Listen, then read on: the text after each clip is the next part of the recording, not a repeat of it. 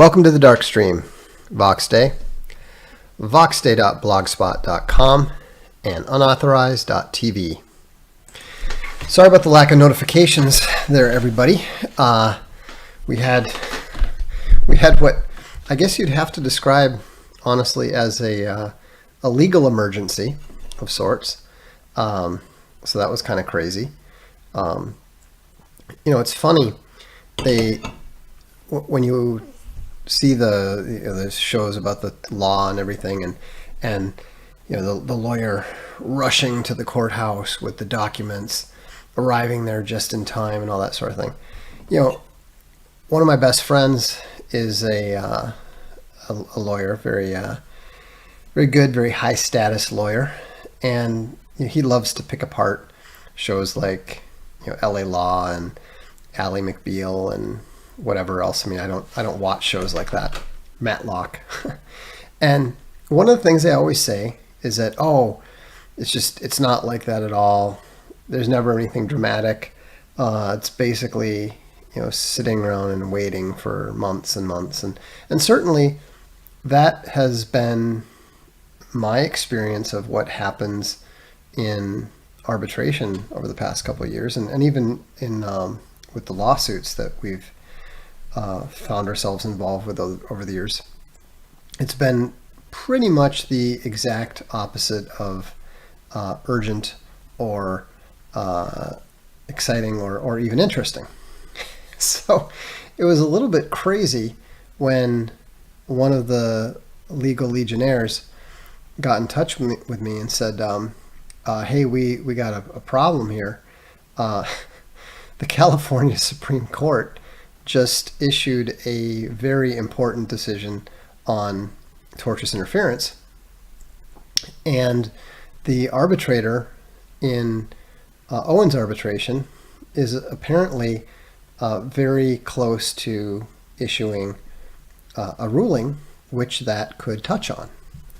And so the Patreon's lawyers, this decision was just released on August 3rd. I hadn't even heard about it. I doubt any of our guys had been paying attention to it. So anyhow, they suddenly, and they must have just heard about it today because they rushed it to try to get it to the arbitrator so he can take it into account. Which is, in this case, I think is reasonable. And so we're looking at it, and at first glance you look at it and you go, well, this doesn't look good, because it talks specifically about how people's ability to bring a tortious interference claims are being restricted by this decision. Now, I'm not going to bore you with the details. We'll do it on a future stream if people are interested. But the devil is always in the details. But sometimes there's good news in the details too. That's why you always have to be careful about reading them. And so, anyhow, I think that to the extent that this new California decision is relevant at all, it's not going to be an issue. So it'll be an interesting and intriguing to see if there is any effect from it. But based on what I've seen and based on what the lawyer's reaction is, it's not going to be an issue. But that's not something that until you suddenly all go through it, read through it. Everybody agrees that yes, this means that, no, this means this, etc., etc. So anyhow, excitement in the legal documentation front is not something that I ever thought that I would have any reason to observe or comment upon. But that's not the topic. That's not the topic. The topic is the Forge of Tolkien. And this is the latest unauthorized show. It is brought to you by Professor Rachel Fulton Brown. And a lot of you who subscribe to Unauthorized will know her from her excellent medieval history series. And about 6 months or so ago, after it became clear that she enjoyed doing the medieval history series, I said, hey, it's really time for you to start talking Tolkien, because that's what she's most known for teaching. She teaches a class on Tolkien at the University of Chicago, and so it's a very popular class. She often has over 100 students in it and so forth. And so what we've done is now you can actually support what she's doing, because we've added a new subscription. This is the subscription if you happen to go to the subscription page, the Forge of Tolkien. And so if you see that, that's the one to directly support Professor Brown's Tolkien class. And the way that we do things on Unauthorized, it's not paywalled. I mean, the whole thing is paywalled to subscribers. Once we're going to start opening things up probably in the new year a little bit, but for now, everything is only for the subscribers. But if you're a subscriber to anything, you're in for all. And so it's really about which of the creators that you want to support. That's what we're doing. And it was interesting reading Professor Brown's comments about how she fell in love with The Lord of the Rings, because as it turns out, she actually got the exact same box set that I did for Christmas as well. I think I'm a little bit younger than her, so she might have gotten it a year or 3 sooner than I did, but we were even about the same age. I think I was 9, and I think she was 11. And you can see from the very worn state of those books how well read and how well loved they were from her childhood.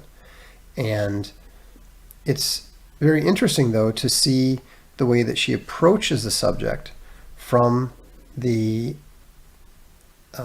academic perspective, as opposed to any of the other various perspectives that people see it in. And what she talks about is very much in keeping with the true Tolkiana, as it were.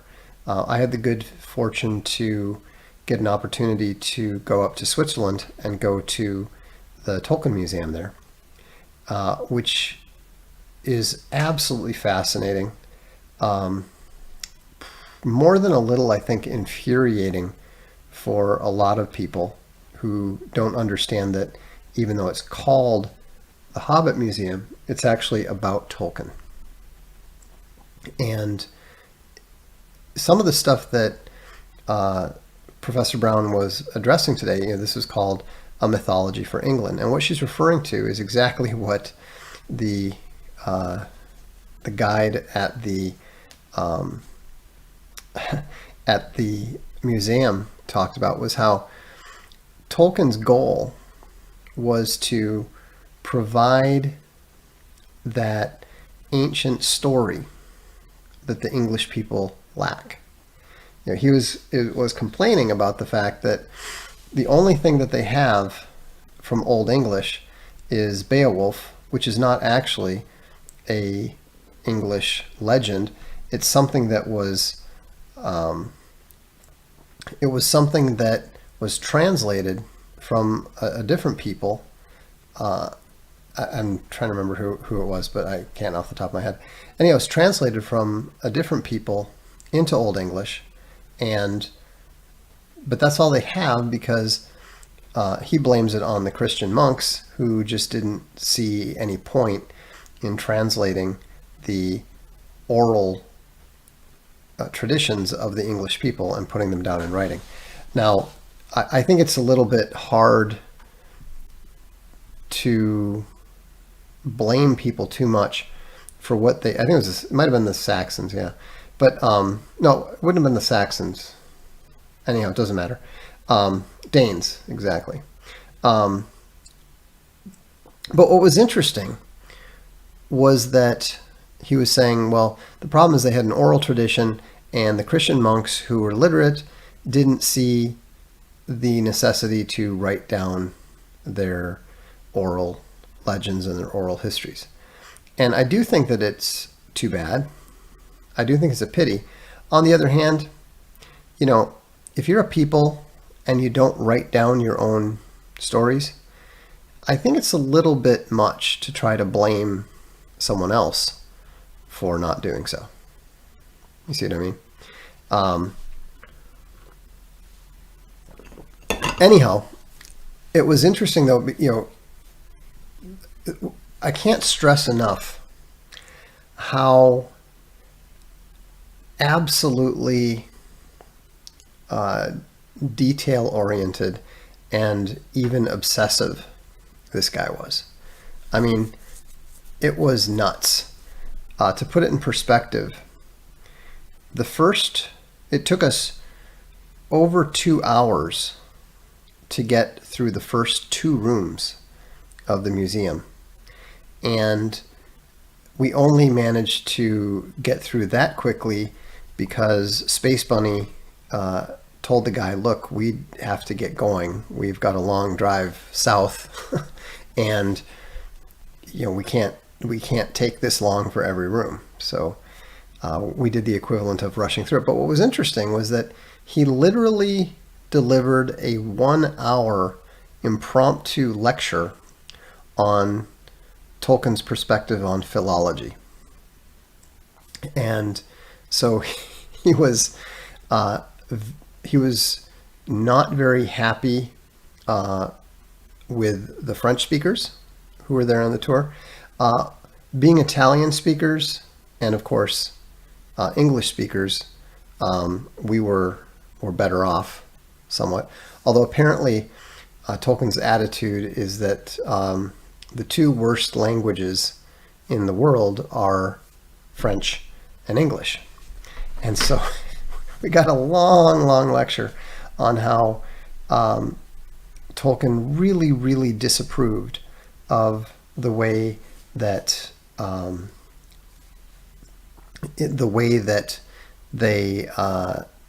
English is not pronounced the way that it's written. The perfect language should be pronounced the way that it's written. And so English is very, very bad, and German is better, but the very, very worst language of all is French. And it was kind of funny because I couldn't help but think, well, maybe if your whole argument is based on efficiency, Teutonic efficiency or something, then that's convincing. But who's to say that efficiency is how you should judge the value of a language? Personally, I really like Italian. I enjoy German and I'm comfortable with it, and I find French very difficult. But I can also see why people might enjoy various aspects of French. And personally, I think Japanese is actually quite good. And also, I do find the precision of English, just from the sheer panoply of words you have to choose from. For every word in Italian, there's at least 3 in English. One of the things that has consistently confused me in Italian is that you think that you know a related word. You think that you know a word that's maybe related to the correct word, but you're thinking, well, there must be a different word to describe exactly that. No, that's the closest they've got, and you just have to sort of gesture and use tone and everything to convince or to communicate to the person exactly what you're saying. So, I mean, to put it in context, annoiare means either to annoy or to be bored or boring. And so it's very it's very difficult in that way. And so, but French of course takes the cake, where you have to catch the first article in order to know that it's a plural reference, a multiple plural reference, or a multiple singular reference. It's just crazy. But so Tolkien was really, really focused on this, and that's where his design for Elvish came in, because Elvish, not Elvish, I'm sorry if I said that, that would be a 15-minute lecture right there. You do not, you can speak Sylvanesti or Colonesti, but they are, they are the languages. You don't speak Elvish. He said, if you make the mistake of saying something about speaking Elvish, he'll say, "Do you speak human? You do not speak human." So it's just nuts. But I have to say that I have never ever seen a better book collection than we did there, and it was really fascinating. And this is here's a little trivia question for you. What two animals that should not be there are on the original American cover of The Hobbit? Don't look it up. Just, I want to see if anybody knows this. What two animals that absolutely do not appear in the book are on the original American paperback cover of The Hobbit? It's not a bear and pig. It's actually much weirder than that.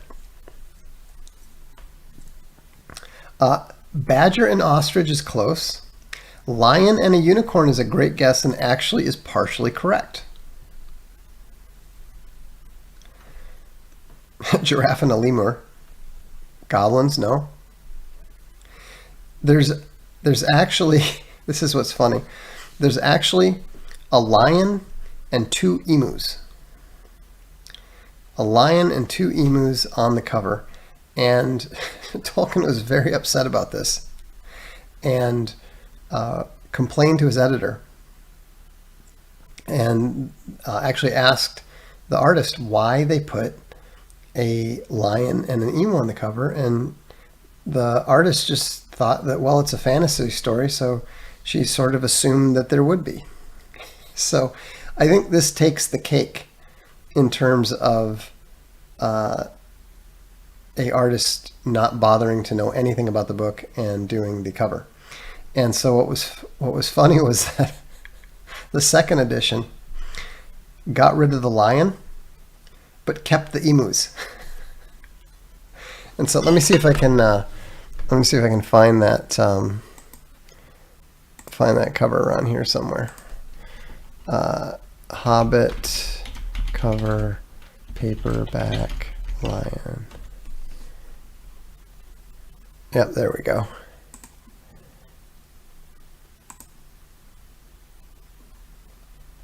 It's kind of amazing. That's not a, I need to find a higher resolution one here. All right, there we go.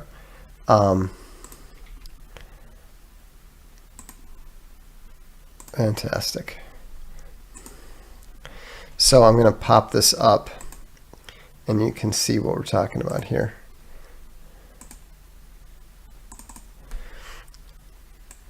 Yeah, have a close look. Right here, there is the lion. And you can see here's the the road to the Lonely Mountain, which has trees on it somehow. And then there's two emus right here at the water. Charlie the Chase says, "A Throne of Bone should have featured two emus for solidarity." That's hilarious. I'm kind of tempted, to be honest. Yeah, so anyhow, you can never ever complain if you're an author because the artist doesn't get your cover right. I mean, nothing could possibly Nothing could possibly be. Here you've got possibly the greatest author of the 20th century, and then they put a lion and an emu on it. So, but it was really fascinating to see the quality of the different versions of the books that he collected from. There's a great one from Portugal, the first translation to Portuguese. These are all first editions, and then he also had original signed copies of some of the hardbacks, and it was really very impressive. Is that green book wrapped in goat skin? Nope, not yet. Anyhow, let's talk a little bit more about the mythology of England. So, Tolkien's goal was to do the equivalent of writing the Odyssey and the Iliad for the English. Like the Greeks have the Odyssey and the Iliad, the Romans have the Aeneid, the Chinese, of course, have the Romance of the Three Kingdoms and Outlaws of the Marsh, and people need their myths. People need their stories. It's part of what makes them a people, that identifies them. There's no way that you can read the Norse legends, Arrow Odd, and so forth, and not see that, see what the people were like. And we've got the Finns waiting to hear talk about Finland. I'm not doing the lectures. I'm not doing the Tolkien lectures. You'll have to talk to Professor Brown. What I did find interesting, though, is that if you look at the map of Middle East, you can almost see what looks like the terrain of Switzerland going into Germany. And it's known there are certain areas, they're showing us pictures, there are certain areas that they showed where Tolkien had visited in Switzerland, and then the descriptions of the locations. And it was really kind of fascinating to look at that and see how you could almost see the plains, the Alps, and then the Black Forest. If you even though it's all about England, and obviously, what with the Shire and so forth, but if you take the map and you simply turn it like this, so that the Lonely Mountain and everything is up at the top, it actually looks a lot like a map of going up from the western part of Switzerland, up through the Alps, across the Rhine, and into the Black Forest. And so I thought that was really kind of fascinating. I don't know whether that's true or not. It was just looking at an early map. It looked to me very reminiscent of that. So anyhow, let's talk about this is the new episode, episode 2, a mythology for England, and it's proving to be very popular already. There's already a number of people subscribing directly to it, and I think that it's going to be one of our more popular shows that we have on there, because there's really very few places where you can get this kind of detailed information from somebody who has such an in-depth knowledge of the subject. I mean, obviously, I'm very familiar with the subject matter, but I'm neither an academic nor am I focused on it to that level. I mean, I'm more focused on my own writing and my own. Marco just wanted to make sure it was acknowledged that Quenya was based on Finnish. I'm happy to acknowledge that. And it is well known that Tolkien was influenced by both the Ring cycle as well as the Kalevala, which is the Finnish legends. So, so I hope that will make the Finns here happy. But it's going to be really interesting to see how this grows over the course of the next year, because once we get everything working the way it's supposed to be working, we're still working on getting the subscription straightened out and so forth, and getting the system fully functioning and set it up so that we can open up part of it to non-subscribers and keep the rest of it for subscribers only. Once we get to that point, we can start adding more features and hopefully more engagement and more interaction between the people watching the videos and the creators where it's appropriate. Because we're already talking about doing some homeschool related video channels and so forth. And there's going to be some other areas where we're going to be getting into. Does the premium subscription help all the creators? No, the premium subscription mostly helps Owen and the channel. We originally tried to do something where we, divided things up according to viewership and so forth, and that was a really bad idea, because it soon became clear that Owen and I were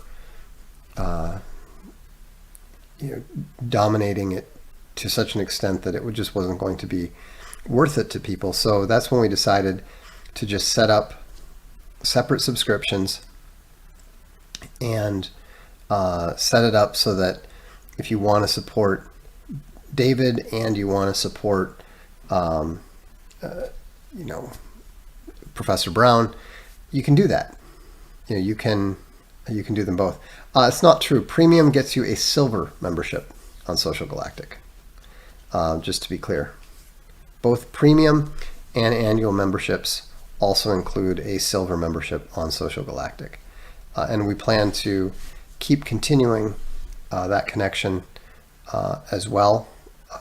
We just kind of really did it more as a thank you and as a way to bring more people onto Social Galactic for testing purposes.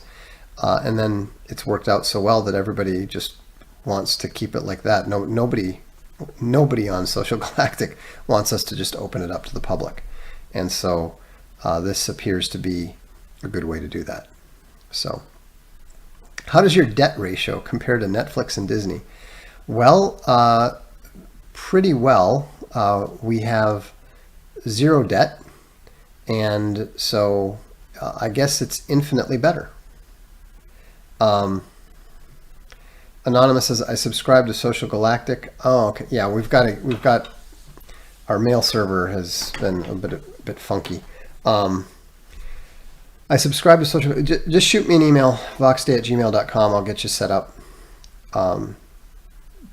We don't have very many people that subscribe directly to Social Galactic, so I'm not always as good about checking that out as we should be. Most people tend to subscribe directly to unauthorized and do it that way. So why not have a paywall subscription for everything, then have a donate button for every creator? Well, because we don't have we just don't have it set up right now. We could eventually do some things like that. I mean, we already have stuff set up to allow for super chats and that sort of thing. But we don't have the streaming aspect functioning yet. And so hopefully we'll be getting that going probably in the new year, given everything else that's going on. Yes, you can post pictures on Social Galactic. There's a limit on the amount. So Chris McCullough says, I wonder if there's a connection to how converged your company becomes versus how much debt you're in. I suspect so. yes, Feed the Bear subscribers get a Feed the Bear subscription to Social Galactic.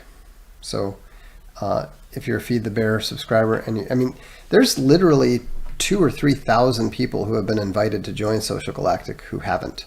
So before you assume that you never got invited, if you subscribe to Unauthorized, you almost certainly have been invited. You just didn't accept the invitation. But it's okay. Just get in touch, and we'll revoke the original invitation and send you a new one. It's not a problem. One thing that I'm really looking forward to is being able to focus on adding a lot of the functionality. Everything's working now. Everything's going fine. But we want to start adding some more of the features that will make the service both more useful and also more enjoyable for the people who are using it. So considering what Patreon is doing, is Subscribestar a good alternative? That's the one that usually gets mentioned. I've never used it, and I've never used Patreon, so I'm probably the wrong person to ask. So since I've never used either, I think that I'm probably not the right person to have an opinion on that. But it'll be interesting to see how these channels grow in the next year.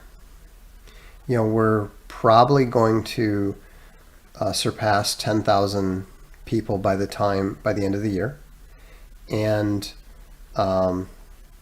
it's going to we're going to be adding new shows, and we're also going to add a new channel next year. In fact, that's something that I have to deal with. I just got an email from one of the main players, and I need to get in touch with them after this stream. Foobear says, but Unauthorized does not have any descendants of Bernays, or do they? Not that I'm aware of. Not that I'm aware of. What about Awaken the Nightland? If you're talking about the Castalia Library, that's already been printed, and I believe it's being bound. It should be. I'll have to check in with them, but Divine Comedy has already been printed, and if it hasn't been printed, it's being printed very soon. They haven't sent me pictures. I'll have to ask them for some pictures. Plutarch, I think we're going to be submitting the first Plutarch. We're going to be submitting next week. We're way behind on the goat skins because, again, Italy and coronavirus, but they're coming. Did you train your dogs in Italian commands? No, we speak English to them, although it's really funny. The puppy was raised by a German-speaking breeder and really gets excited when you speak to her in German. She just gets all happy and wagging her tail. Apparently she has happy puppy memories or something from that. So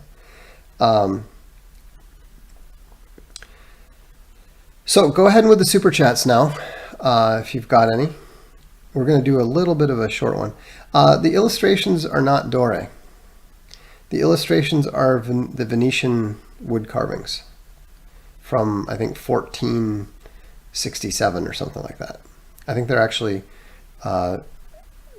quite significantly before Dore. How's the bass practice going? Oh, it's going fine. I'm not doing that much. I'm mostly just learning what I'm told to play. Do you still read in multiple languages every day? Yes. I usually read at least a little bit in 2 other languages than English.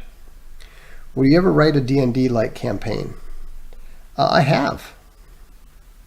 I don't really remember what I did with it, but I remember writing one back in high school, I think. But I have no objection to that. In fact, work we need to get done to finish up the Alt Hero RPG.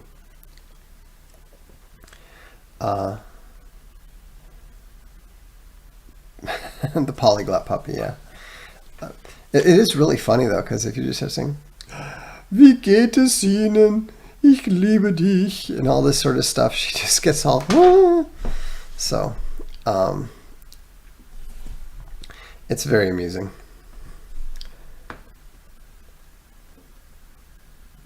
Yeah, it was also funny because we had a dog that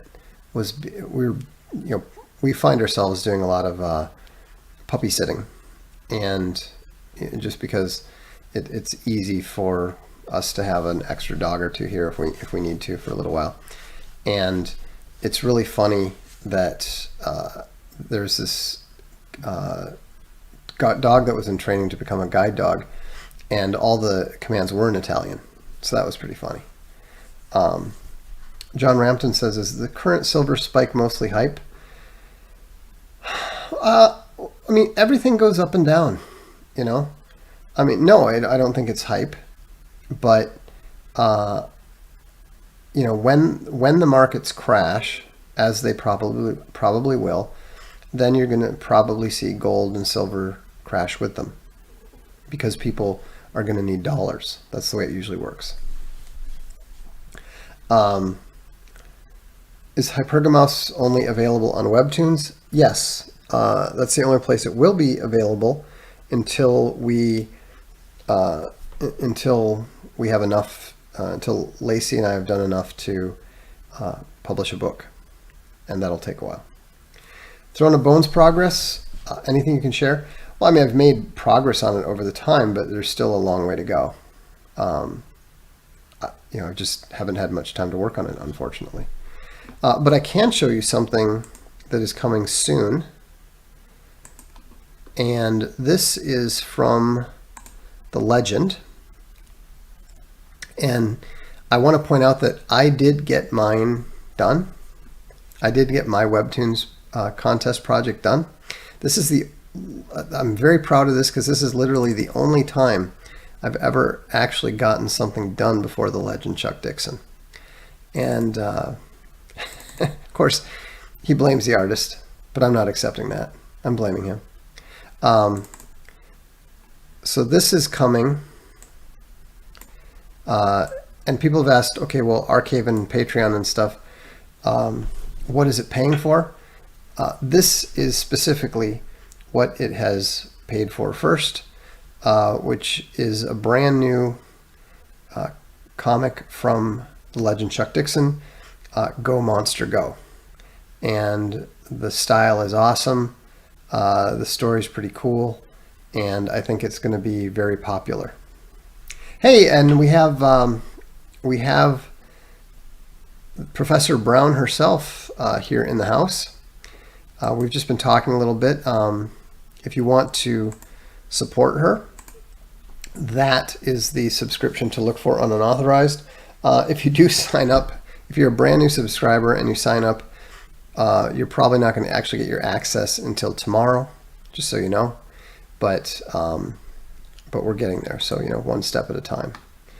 Hi VOX'S Castalia subscription successfully shipping into California. Thank you. As far as I know, yes. I know people from California that have gotten their books.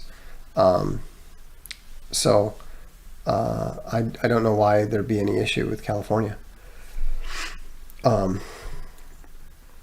And also, I believe they just started shipping last week to international. So I believe the international people are just going to start getting their books, you know, next week or so.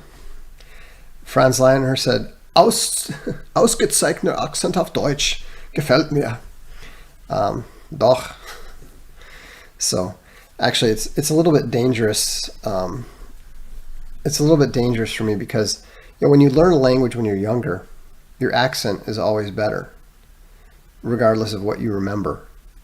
And so it's kind of ironic that probably my most natural sounding accent, my least American sounding accent, is when I speak German.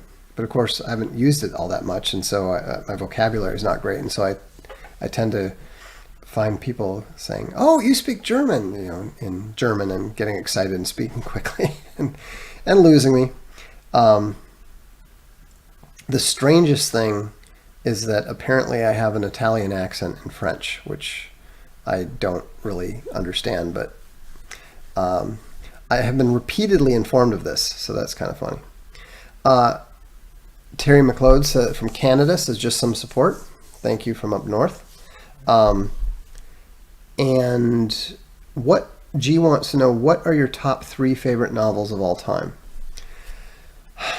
That's a very, very difficult question to answer because, of course, my opinion tends to change. Or actually, my opinion tends to vary depending on which genre you want to talk about. Like, it's difficult for me to say, is my favorite fantasy novel, do I like my favorite fantasy novel better than my favorite high lit novel? That is my favorite classic novel. How does that compare to my favorite science fiction novel? It's a little bit difficult, but I would say that for pure depth and magic and everything, I mean, Lord of the Rings is obviously up there. I would also say that for just pure historical enjoyment and intellectual enjoyment, The Name of the Rose and Foucault's Pendulum are very, very high. I really, really love Hermann Hesse's The Glass Bead Game, or Magister Ludi, as it's sometimes known. The magic of the Glass Bead Game, of course, tends to appeal to me as a game designer. And, I would be very content to say those 3 novels. The Glass Bead Game, The Name of the Rose, and The Lord of the Rings. But, I have a list of my 10 favorite science fiction novels, my 10 favorite fantasy novels. I love historical fiction. I really enjoy Sharon K. Penman. I enjoy the Ellis Peters mysteries, Brother Cadfael. Obviously, Susan Cooper's The Dark is Rising, and Lloyd Alexander's Chronicles of Prydain. But I would say another book that has to be in like the top 7, maybe even top 5, is Watership Down. That's a book that I never, ever get tired of reading. And it's also a book that never fails to make me feel its emotional impact. It's just it's such a great book, and it's such a beautiful ending. It's just absolutely fantastic. Vox, I'm in Libraria, then subscribe to all the library as well. Do those residual library get sent? Yeah, it'll get taken care of. So Vox is a closeted Wheel of Time fan. Yeah, I'd have to be so deep in that closet that I didn't realize. I loathe, hate, despise the Wheel of Time. Just absolutely a terrible books. Do you think the Roman Catholic Church can be saved? Yes, but it needs an inquisition very, very badly. Yeah, so deep in the closet you're in Narnia. That never ceases to be funny. And the Chronicles of Narnia are great. My favorite of the Chronicles of Narnia are definitely A Horse and His Boy. I used to I used to like, when I was young, I liked Prince Caspian a lot. And Voyage of the Dawn Treader, I think, is really remarkable because certainly C.S. Lewis wrote one of the most memorable portrayals of a gamma in history. But at the end of the day, I really think A Horse and His Boy is the most intriguing, and it's really the work that has probably lasted with me the longest. How bad do industrial music lyrics read because you know what the German means? It depends. I mean, some of them are actually rather clever, but yeah, most of them are pretty banal. Is Pat Rothfuss the biggest gamma author? Quite possibly. Quite possibly. Grazia says, I find your Midwestern accent charming. Yeah, that I was actually very relieved to find out that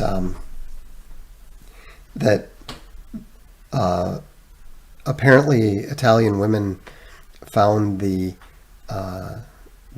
Midwestern male accent to be cute.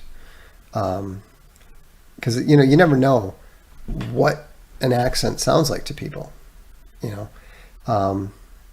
Some French men have an accent that's very sexy. I had a French roommate in college, Alexei, and he was like a parody. Really good looking, olive skin, great hair. Would sit and smoke his cigarettes in the bay window, thinking about the ennui of it all. But then there were also some of the other French guys that, frankly, they just did not sound straight ever, and they couldn't help it.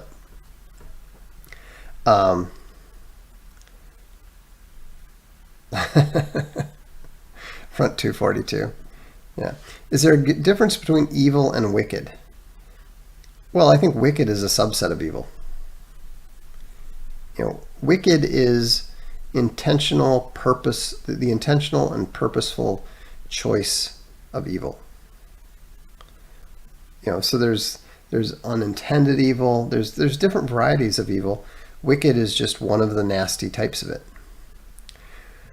Who's a good current Delta fantasy author? That's a good question.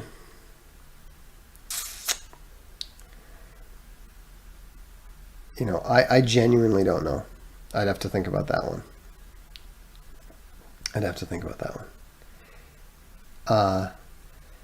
No, my roommate did not have a pencil mustache. But if he had chosen to wear one, he could have rocked it, no problem. How closely do you follow Miles Mathis? Not very. I read, I kind of go on little binges.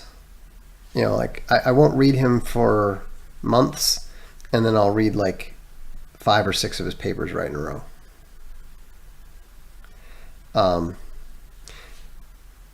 David Eddings might qualify. I think David Eddings would qualify. The problem is that most fantasy authors are gammas, and that's why the books are all about the secret king and the special boy and all that sort of stuff.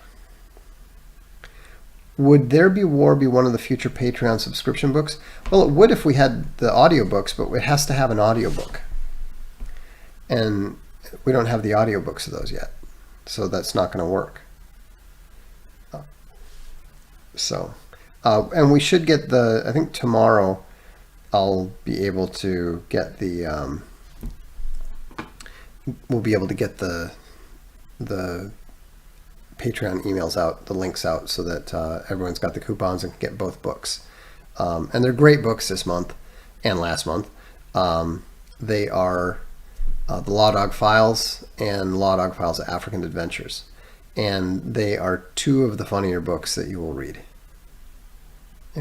We actually listened to the African Adventures on a car ride, and the car was rocking with laughter the entire time. So it's all good. has the mainstream fighters. So anyhow, go ahead and get your last questions in. I'm going to get rolling here soon. So we will be in touch.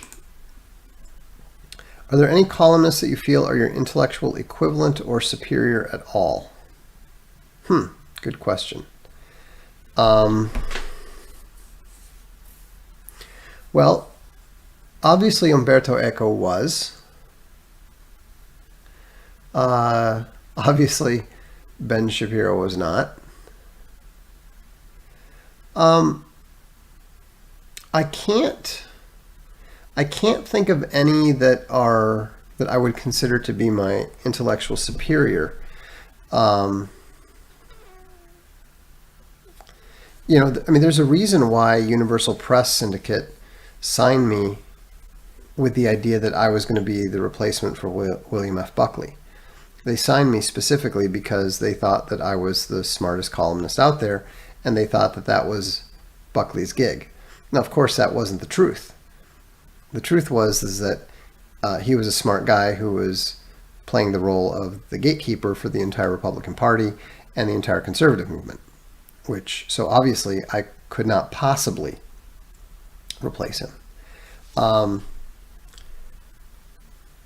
But columnists these days are it's a dying breed. It's a dying art because we're living in a post-literate society. Taleb is obviously somebody that I would consider to be either I would tend to look up to him. Obviously, he doesn't believe in IQ, so it's probably not a good metric to be using. But Taleb is definitely one of the few public intellectuals that I look up to. Pat Buchanan is another one, yes. Obviously he's not pitching his fastball these days at his age, and how could he? But Buchanan's good. Taleb is great. Eco, I used to work on my Italian by translating his columns into English. And he's brilliant. 3 reasons why Trump is a good president. Okay, first of all, he kept us out of war with Russia. He is fighting and is winning the trade war, not just with China, but with all of the countries with which the U.S. has a trade deficit. And he is fighting very hard against the deep state and all of the pedophiles. So anyhow, it's the mainstream media is dead, and they no longer have the ability to enforce the narrative that they once did, which of course is why the social media companies are attempting to replace them with an even more aggressive narrative policing. But I don't think that they're going to be successful in that regard. So, all right, on that note, thanks for tuning in. Again, I would encourage you to have a look, if you're an unauthorized subscriber, have a look at The Forge of Tolkien. Episode 2, Mythology for England, is up now. And we'll be producing more of them. Professor Brown already has 5 in the bag. So she's doing her thing. And hopefully you guys will come to appreciate it in time. I'm Voxday. This is the Darkstream.